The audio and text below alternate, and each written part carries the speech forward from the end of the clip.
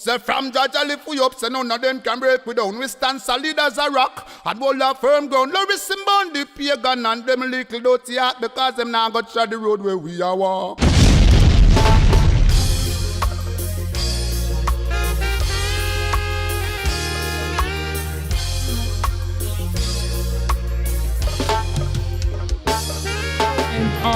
Show our people how the mixed breeds help the white man to tell the lie that ancient Kemet, well, look, ancient Cometian civilization was white civilization, and the race wars that took place that have created the confusion that we see today.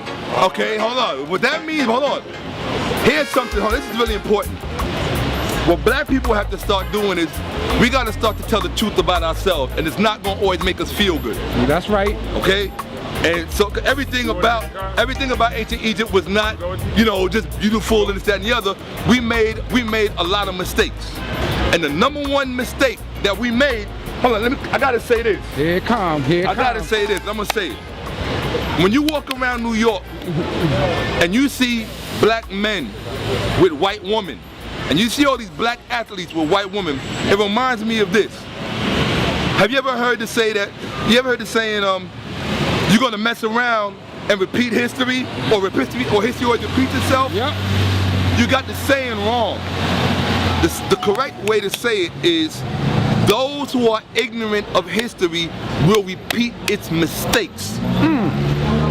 But the other side of that is, those who know history can repeat the successes, and this is what the white man knows. That's why he studies history. If you go to what do you call it? What's the name of the military institute? West Point. When you go to West Point, you have to study military history. You have to. Some of the highest paid people in the world are military historians, because that's how they determine how they're going to do certain things. When they go in here, when they go in there and do A, B, C, D, E, F, G. So you have to know history, and this is what I mean. When you see these black men, you notice I didn't say the black woman with white men. And the reason I'm saying that is because that was not our original problem. Our original problem was when the Hyksos came in and they invaded. You're talking about the second millennium BCE. When they came in, 1730 BCE, when the Hyksos came in. And by the way, there was no group of people called the Hyksos. The Hyksos is just a generic term that the ancient Egyptians used to ascribe to foreign rulers. That means it could apply to Libyans, it could apply to Nubians, it could apply to anybody who they considered a foreign ruler. So people need to stop this nonsense about, oh, the Hyksos. No, you're not the Hyksos, because you got a group of people out here now who are claiming that they were the Hyksos. And no. That was a generic term that they could apply to anybody that was a foreign ruler. But when the Hyksos, the people who are the Amorites, whatever you want to call them, when they came in, when they got kicked out by Ahmose, who from the man who I get my name from, when they got kicked out by Ahmose and his brother Kamos, when they got kicked out, they did what most men do. They said, okay, the woman can stay. Some of the women can stay. They took some of the women as wives. These were Caucasian, pale, white women. They took some of them as wives. This is in the New Kingdom, the 18th dynasty. For the first time in the history of Kemet, after thousands upon thousands of years of civilization, where there was no white folks in there, in the New Kingdom, after the Hyksos invaded, you get them taking wives. You can see it on the walls in the mural. Just look at the papyrus of Annie, him and his white wife. Although there is no proof that those things were not done later on, because you have to know how media works. Today, when you want to change media today, you go on a computer, when you're making a movie or a film or a television thing, you can change whatever you want to change. Back in the ancient world, the way you changed people's perception was you walked up to the wall and you scraped off shit. You scraped off shit, you broke a nose, you did whatever you did, but that was the media. So a lot of those images that you see from ancient Kemet, where they look light-skinned, they were not originally light. So a lot of those people that they're portraying as white, like even the white wives, it was the people who came in later, the Greeks who came in later. They changed a lot of that. But the truth of the matter is that we did take white wives, and because we took white wives, we began to make mixed breeds. And those mixed breeds, if you read Chancellor Williams, The Destruction of Black Civilization, page 295, he's the one who talks about it best. He had the mulatto problem. Yes, sir. Go in. Mulatto Go in. problem. If you talk, matter of fact, Dr. John Henry Clark, my younger sister was his secretary, and his wife, very dear, he's a family member. He used to always say, "Our God rest his soul," and there's that, Dr. John Henry Clark. He used to always say that he was working on a book called the Role of the Bastard in History, talking about how these mixed breeds would be created amongst us and how they would be used against us. You follow what I'm saying? That's right. And it has not changed. As a matter of fact, you remember Bobby McFerrin? The guy who made the song, Don't Worry, Be Happy? Yes. Don't worry, be happy. He married a white woman and they have a mixed breed son. His mixed breed son is a big time comedian now. He was on stage in front of a white audience joking about being a half-breed. And in his joke, in his routine, he spoke about how he acts when he's with his white friends and his white family members, and how he acts when he's with his black friends and his black family members. And everybody was laughing. And I'm like, are y'all listening to what he's saying? Mm-hmm. This is the mulatto reality. They act one way when they're around black people, and when they're with those other people, they act a different way, but they can do it in a way that you and I can't. It's a whole different thing. So you have some black people who know how to play that white game, and when they're around white people, they act one way when they're around white people, they act another way when they're around black people. You got white folks that do that. They act one way when they're around, that's human nature. They act one way when they're around black people, they act one way when they're around white people. But the mulatto thing, so you gotta understand something about mulattoes. And I tell this to people all the time, my personal opinion, the ones you really have to watch out for, and I'm saying it on camera. Come on with it. I'm saying it on camera. The ones you have to watch out for are the mulattoes. Racially, you're a double agent. That's you can right. come amongst me and say anything. Yeah, brother, I'm with you. Yeah, da-da-da-da-da. But then you also, in your mind, you know you're not going to deny half of yourself from me. I had a mulatto girlfriend who grew up in this conscious community, came up under Dr. Leonard Jeffries, Dr. John Henry Clark. I ain't gonna name no names, but she said something that blew my mind because I knew her in the movement all of these years. And she said something to me a few months ago that blew me. She had a German father who she never knew and never met. She's a beautiful girl. But she said something that blew me away. We were sitting in my home and she said, well, I can't deny half of myself and who I am. And I'm like, you know what? I'm with you. The people who have to understand that is us. You understand what I'm saying? We have to understand that. We have to understand, look, when you're dealing with a mulatto person, it doesn't mean that Bob Marley, mulatto #1, you know what he said? And I got him on camera saying it. He said, I don't dip on the black side, I don't dip on the white side. He did. I dip on the right side. And he had a baby with a white woman named Damian Martin. Straight up and down. Yep. He had a baby with a white woman, and there's no crime in that. Because he was a revolutionary. Not to cut you off while you on him now. Yeah. While you on him. And I want you to go back to that. If it wasn't for Bob Marley, you probably wouldn't have so many quote unquote white rosters today. Oh, and because of Bob Marley, now on the Billboard charts, the most recent Billboard charts, the top 4 reggae songs are all by white artists. Or by white artists. What is it? Oh, why you gotta be so rude? Why you gotta be so rude? Real talk. It's just real talk. It is what it is. What did brother call them? Culture bandits. What's his name? You know who I'm talking about. Jones. That brother Dale Jones. Rest his soul. And that's your act, Dale Jones. To the ancestor Dale Jones. Straight up, that's what they are, culture bandits. But we are complicit with them. Dr. Dre, Pharrell. Who you think made Justin Timberlake right now, who is the black artist right now? You know that, right? Justin Timberlake is the black artist. They tried to make a Robin Thicke, but he got called out on that Marvin Gaye joint. He got called out big time for that. But look who helped him do it. Pharrell. And nobody's holding for me. Pharrell talking about, I'm happy. Yeah, you happy. You happy because you helping white people steal black music. Mm-hmm. Of course you're happy. And you're getting paid to the tunes of millions of dollars to do it. Dr. Dre, no different. The only reason Dr. Dre did what he did with Kendrick Lamar was because he felt guilty about what he did with Eminem. And he probably didn't even feel guilty about that. Because I heard a lyric from Dr. Dre from one of his earlier records that I had never heard before, because I was never a Dr. Dre fan. But I was just listening to it, and the first opening line to the record, he said, yeah, we ain't coming with no black power fists and no no bees or Africa. He's like, he was bragging on you. We ain't coming with none of that. So I'm like, dude, everything about your life tells me that, dude. He just gave about $6 million to some white college or some white college not too long ago. And Bill Cosby or somebody, I don't remember who it was, held his feet to it and said, why didn't you give it to a black college, to a HBCU? Shut up. Because he don't give a fuck about being black. Pardon me. My thing is this is what I tell everybody. I would say this to any black person, and I would hope you will hear me. And that is, when money becomes your God, when you worship money, you are the biggest trick in the room. Period. Because all somebody got to do is wave some money in your face and you're doing whatever you need to do. So the first rule of business in the black community, money is not allowed to be worshipped. Period. Period. If you can start there, you can solve a whole lot of your problems, because it'll put a whole lot of other things into perspective. It'll have the males, I can't even say the men, it'll have the males in our community operating differently, because the things that they're doing won't be motivated by money. How you gonna worship something that ain't even got your face on it? How you gonna worship something that has nothing back in it? You understand what I'm saying? So you gotta worship your culture. Put your culture first. That's what I worship first. I worship my culture first.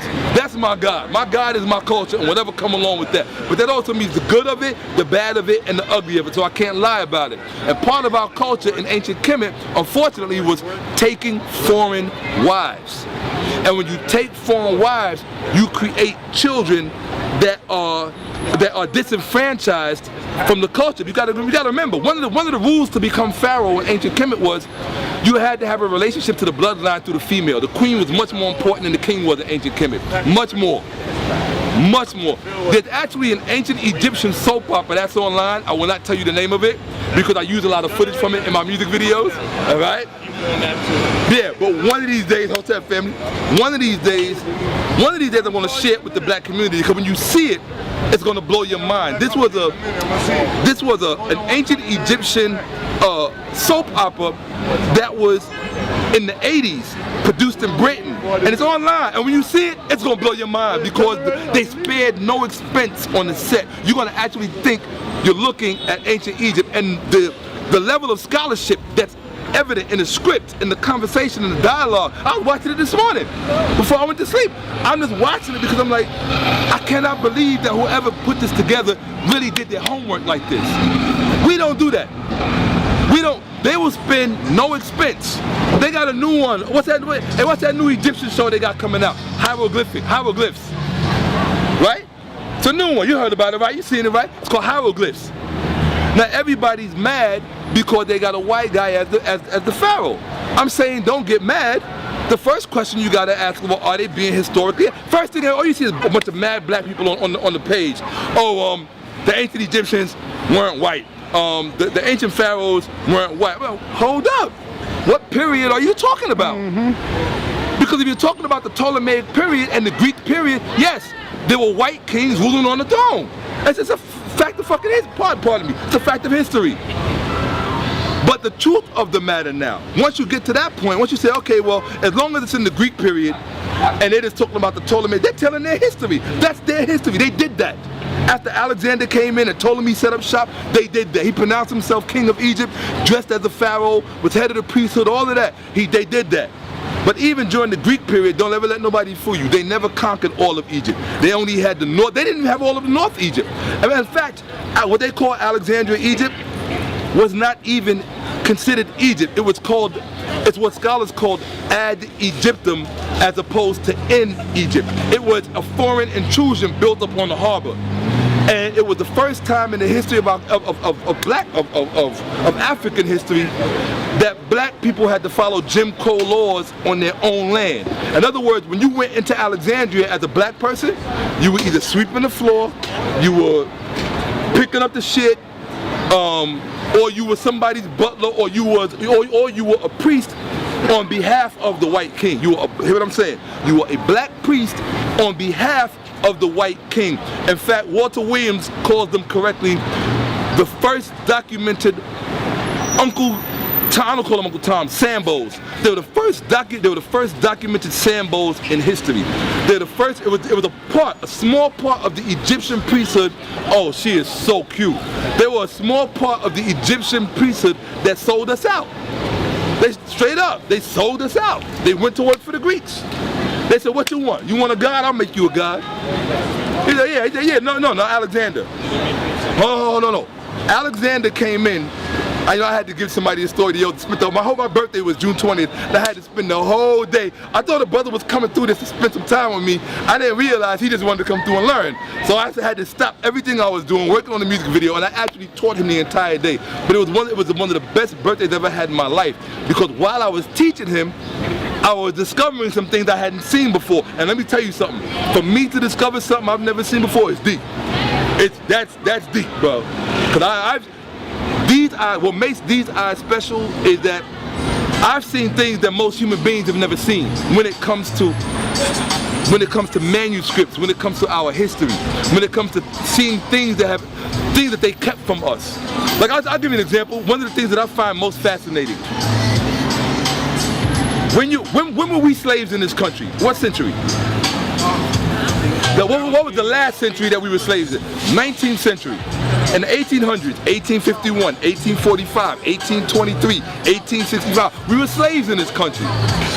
Now when you read all of the work being produced on ancient Egypt at that time, by Budge, by Bruce, and by all these other people, you see in the footnotes, if you read anything by Budge, you see in the footnotes, and it's true, Budge got something wrong. But that's because he got some things wrong, doesn't mean he got everything wrong. He got a lot of things right. And one of the things that he was right about was that all of this stuff that they're claiming in Christianity actually came out of ancient Kemet. It came out of Egypt. Now, Budge said two things.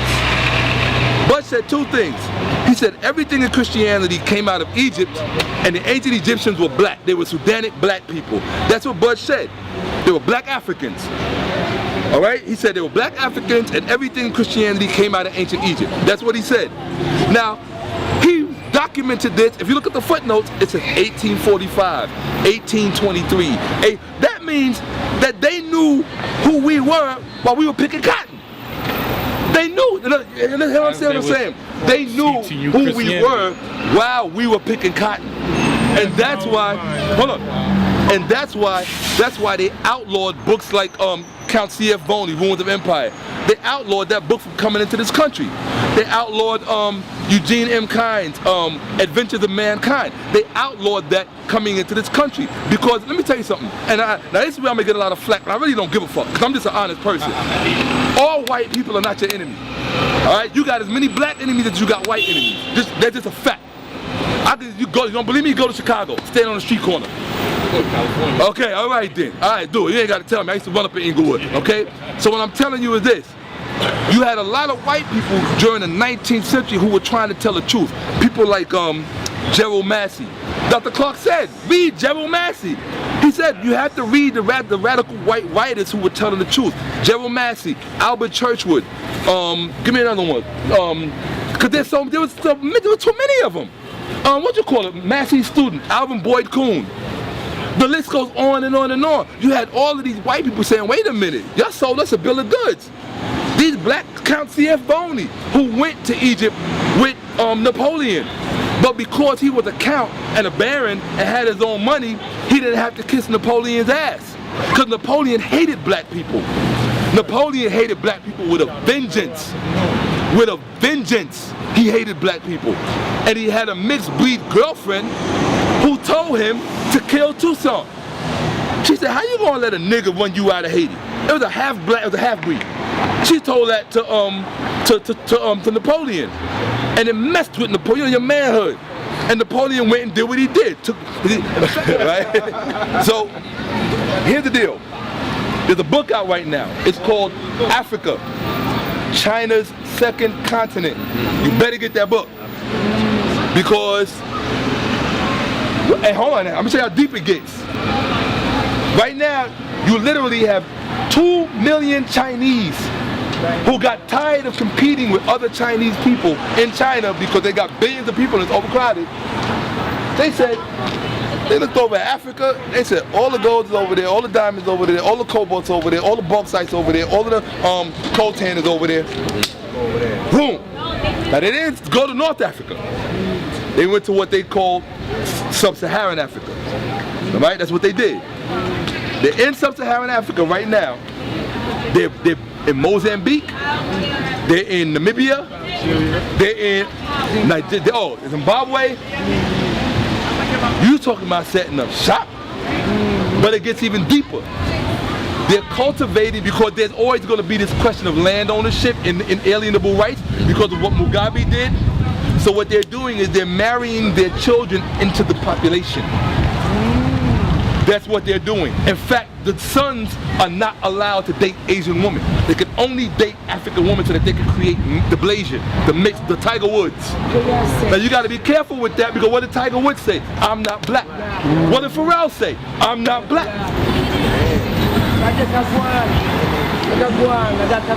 This half-breed thing is no joke. This half-breed thing is no joke. It is real. Hey, look, I see beautiful half-breed women every day. I love them. For some reason, they love me. I can grab a half-breed girl from a fucking black woman to look at me and go, you look kind of crazy. I ain't messing with you. Half-breed girl to be like, what's your name? So, I mean, I can't hate on them. I don't hate on anybody that show me love. Black, white, blue, you show me love, I got love for you. But it doesn't make me stupid. It doesn't mean I can't see what's going on. And what's going on, and I say that to say this. Here is the danger of producing, or not the, think about it in these terms, because I don't want to be sensationalist.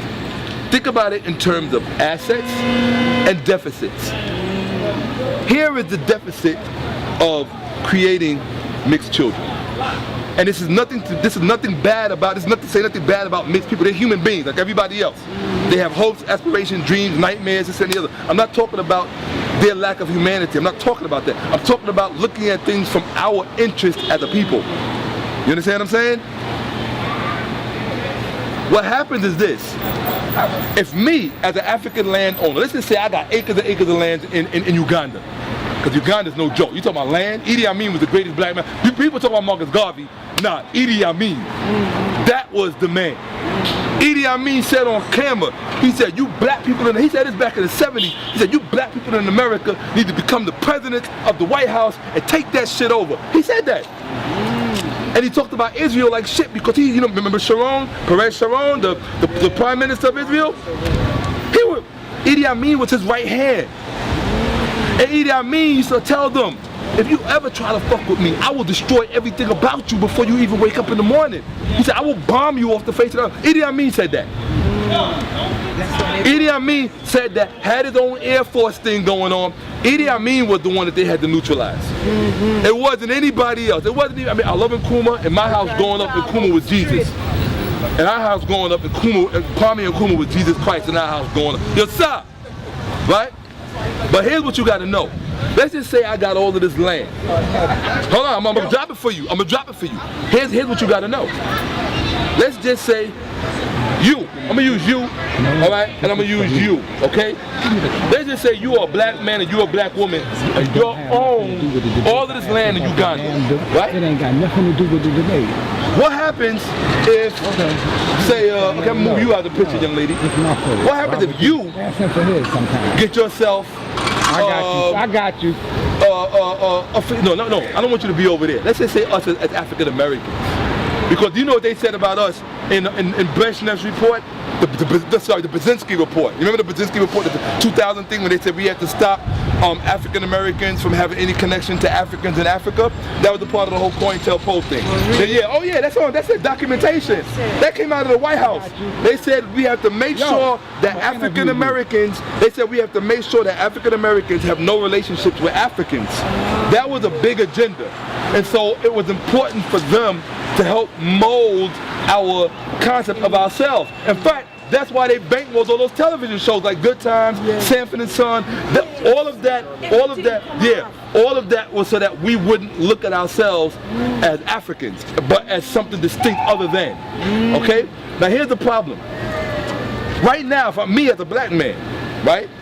If I watch Roots, like I saw it when it first came out in 1977, and I saw it again. So you woke up the next day thinking, oh, yo, I'm African. That's where I came from. Because prior to that, Yeah, you remember that? You remember the day after Roots came out, it was weird the next day. No matter where you went, everything was weird. For white people and for black people, everybody in between, everybody was looking at each other like, because you had a different frame of mind. Now check this out. That made from that point on, and hold on, I just got the perfect one. Because see, the only reason I'm procrastinating is that when I give it to you, it's gotta hit home. I can't mess around and give it to you before it's right where it needs to be. Now check this out. I lost it as soon as I got it. I said, that's the camera that's gonna give it to you. Oh, I got it. What made the first free country in Africa in modern times? What was the first free country? No, what was the first free? Nigeria. No. Liberia. No. The first country to come out from under colonialism.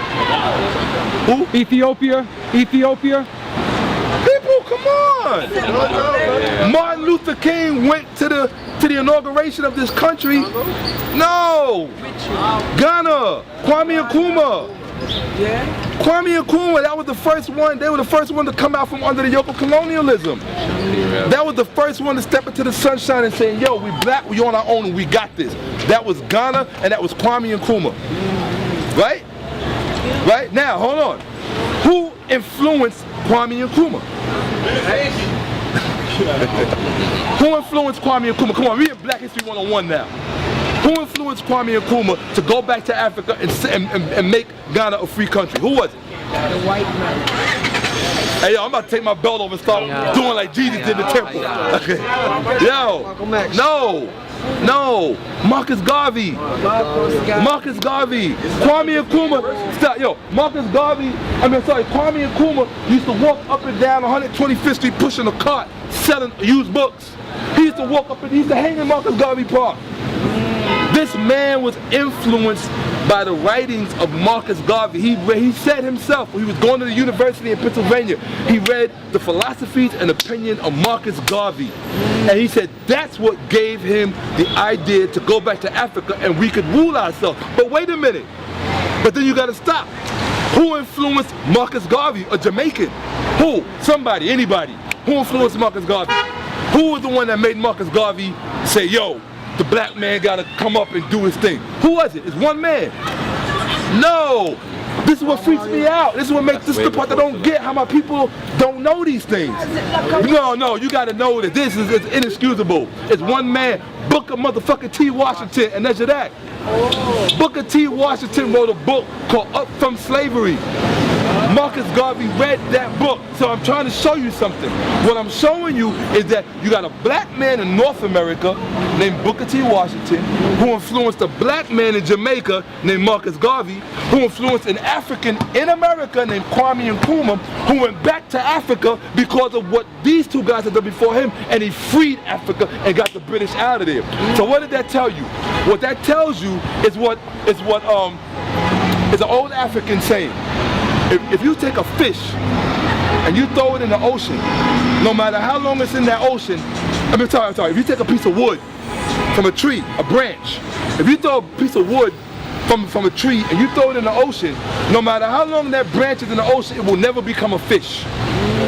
Okay? It will never become a fish. So if you take an African and you put him in Jamaica, and if you take an African and you put an African in America, no matter what, they're always going to be Africans. It don't matter how long they're in America, it don't matter how long they're in Jamaica, it's the same thing with that branch. If you take that branch and you throw it in the ocean, it will never be a fish, no matter how long it's in that ocean. That's an old African proverb. So it's the same thing. It's the same thing. If you take an African out of Africa and you put him in Jamaica, you put him in Puerto Rico, you put him in Cuba, it don't matter. It's still an African. What's the proof? The proof is that it was a black man in America who influenced a black man in Jamaica, who influenced a black man, African in America, to go back to Africa and free it. That's what started the whole independence revolution. Because after Ghana was who? It was the Congo with Patrice Lumumba. After them, it was this one, then it was this one, then it was that one. So it was a domino effect, all because of one man, Booker T. Washington, who was a half-breed, up from slavery. Up from slavery. Now hold on. Now here's what's important. I told you that to tell you this. And this goes back to creating biracial children. They recognize one thing. As long as you are what I use the term pure blood. As long as you are pure blood. Like in my family, all my sisters are like yellow. They're like my brother's complexion and this complexion. Everybody, I'm the only one dark. So they used to tease me when I was little and tell me I was a doctor and I used to cry. But growing up, I was the one they were always proud of. They would shove me out front to say, look, we African. And they would shove me out front because I was the dark one. Right? So I was like, oh, cool. But so I use the term pure blood. I always look at my brothers and sisters, I'm so glad I ain't like them. I'm a pure blood. I'll tell you in a minute. I'm pure blood. But here's the thing. Check it out. Here's the thing. What happens, and this goes back to that play, The Melting Pot, and this is the politics behind it. I'm gonna give it to you right now. What happens when you take, I'm so glad I don't have a recording session today because I would not be able to get one note out. What happens when you take a black person who has inalienable rights to the land where he's from, and he makes a baby with a white woman from Russia or from Germany, right?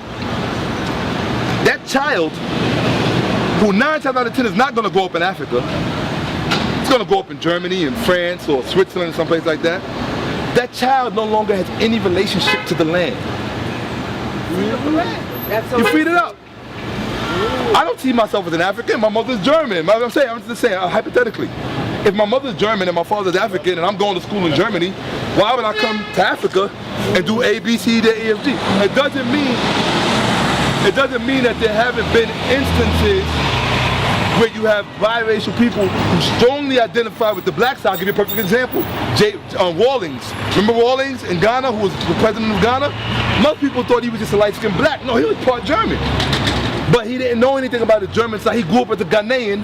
He pulled the coup as the head of the government and he took over Ghana and made Ghana what it is. But understand, that's a very small percentage of folks. It's a very small percentage. So now what you have today is, you got what I call you got the half-breeds who pass as black. I'll give you a perfect example. I call it conveniently black.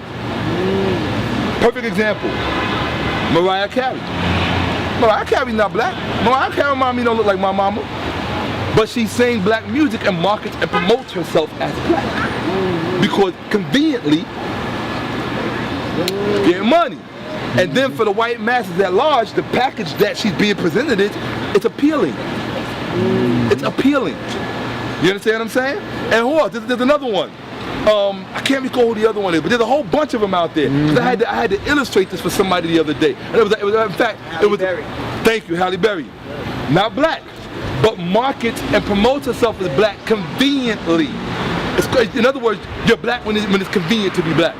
But when it's convenient to be other than black, yeah. So this whole racial thing, I'm gonna bring it back to what you was talking about earlier, which was what made us fall in Egypt. And I don't think personally, I don't think there's any reason that I should have to stand on the street corner in Harlem and tell you something that Chancellor Williams told you years ago in the destruction of black civilization.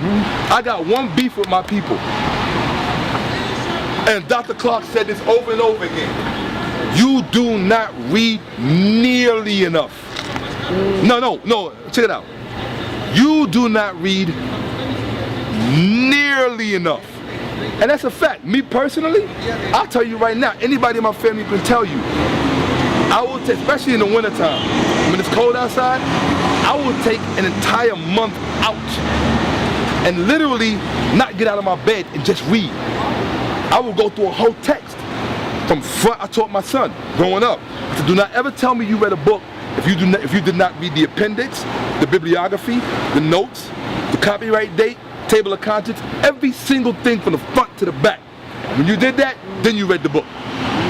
And my son read my whole library by the time he was 16. And that's saying a lot. Bro, that's saying a lot. For my son to have read my whole library by the time he was 16, that's deep. Because my library is no joke. And I go through text. I have read the entire, hold on, I'll give you an example. Everybody talks about, oh yeah, the ancient Egyptians were black, blah, blah, blah, blah. Okay, well, the ancient Egyptians were your ancestors, yes. What have you read that they wrote? Do you even give a fuck about what they said? Do you even care? If you don't care, don't come to me talking about, oh yeah, my ancestors were the ancient Egyptians, we built the pyramids. Because you don't care about anything they had to say. If you cared about what they had to say, then that means you read the pyramid text, you read the coffin text, you read the Book of the Dead, you read multiple translations. In fact, I like one thing I do agree with Ali Muhammad on is but this is what makes again Ali dangerous. Ali Muhammad said, all you read are translations. You don't read the original language. You have to learn the original language. You have to. In fact, Mfudishi and Nejadak Seba, Mfudishi, who used to teach right upstairs, right around the corner, and he's still giving classes. You have to learn how to read and write the Medunecha, the hieroglyphics. That's your language. Yes, Show these shirts. Yes, sir. Yes, sir. Show these shirts, my man. Hey, bro, turn around. Let me see that shirt you wearing. I love it. He's gonna make me one next week. Let him see that. See that? That's my brother right here. Tell me your name. Aya. Aya. That's brother Aya. One of the most beautiful brothers I've ever known through my life. And he's gonna make me one of those. I want that watch.